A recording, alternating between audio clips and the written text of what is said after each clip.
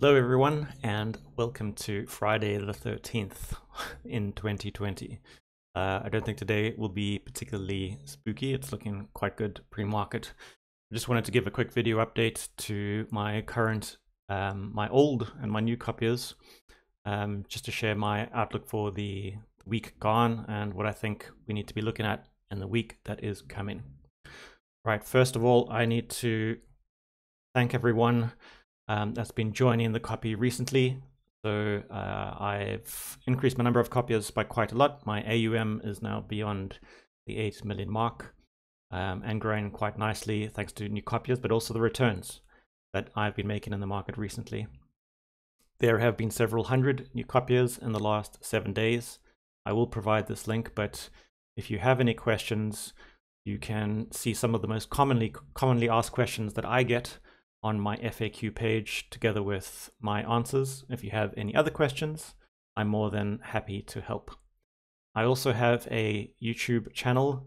I post as often as I can. I try to do it once every 2 weeks, but you can see some of my thoughts on the market and various trading mechanisms on my YouTube channel. I will be adding funds quite soon, and if you look on my eToro page, there is a pinned post about this, and that will point you to this document that describes your options. You've mainly got 3 options. I don't think any of them will impact you too much since I'm only boosting my account value by 10%. I've been making a lot of money through the past 12 months. I've nearly doubled my money in my account and for copiers that have been with me over that period, and to be honest, I want to make those returns on my own money as well as my copiers. All right, so in terms of what has happened in the past week, if you look at the high quality news outlets, you'll see some information about what's been happening in the past week. Effectively, Pfizer announced that they've made good progress with the vaccine, and this means that some of the stocks that have been hardest hit through the pandemic saw a lot of money pour into those particular businesses and industries. And this is because people know that tech has been running hot. Stay-at-home stocks have very high valuations. They're trying to see other areas that might be lower risk, if there is a vaccine, of course, and where they can make quite a lot of money.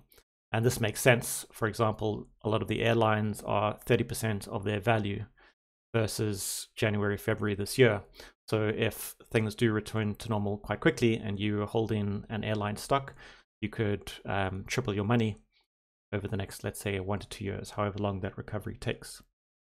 Luckily, we have been diversified through this rotation. So for a long time, I've been holding stocks in outside of tech, so other industries and also other geographies. For a long time, some of my copiers and followers have questioned the strategy as they've watched technology stocks grow. Tech is a large part of my portfolio, obviously, but I have held a number of other stocks just because I anticipated something like this happening. Of course, you can't tell when something like this is going to happen. Obviously, knowing when a vaccine would be announced is not something that anyone, any layperson would know.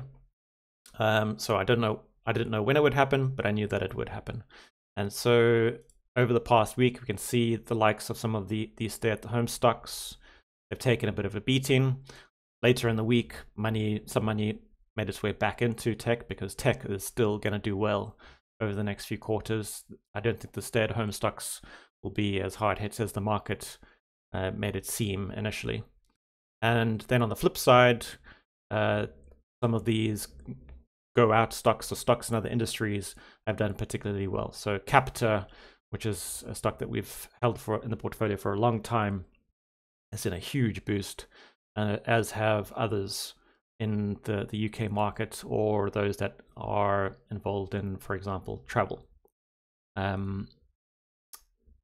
All right, so looking at the stats, the recent stats, and these are available to everyone. For the past month, we're still holding at 8.24%. Pre-market, it looks as though things are going to jump a little bit. Go open my watch list. So I think this week we'll probably end slightly higher unless the market turns, which it could. It looks as though the US indices are looking pretty green, which usually means that our tech stocks and our mega caps are going to rise through the day. All right, so roughly 8.24% for the month. This year, looking at 33-ish% return. If you've been with me through this year, if you've been with me since last year, you're sitting on nearly 100% return, depending on when you copied. And lifetime return right now. So if you'd copied me in June of 2015, you would have made a 483% return. So $10,000 investment, you would now have $58,000.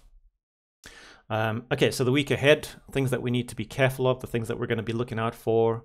Well, Trump still hasn't conceded. He's still twittering up a storm. So the market's going to be a little nervous until he does. He's obviously making his claims about voter fraud. And there are some heavyweights that are backing him. So the market will continue to be nervous until he concedes. It seems more likely that he will concede than he won't. But so if he does concede, the market will, its eye will then be on stimulus. So on the next incoming president announcing the stimulus package, which the market is kind of addicted to at the moment. But if that happens, when that happens, I think we probably will see a bit of a rally. In addition to that, we've got a lot of big retail events coming up. So I think Amazon Prime Day has happened already. I'm not sure. Singles Day has definitely happened. And that brought in 75 billion in terms of revenue for Alibaba, a new record. Christmas, Thanksgiving. So the coming month and a half is very good for online retailers. So I would expect the market to be buying into Amazon, Apple, Shopify, and those types of names.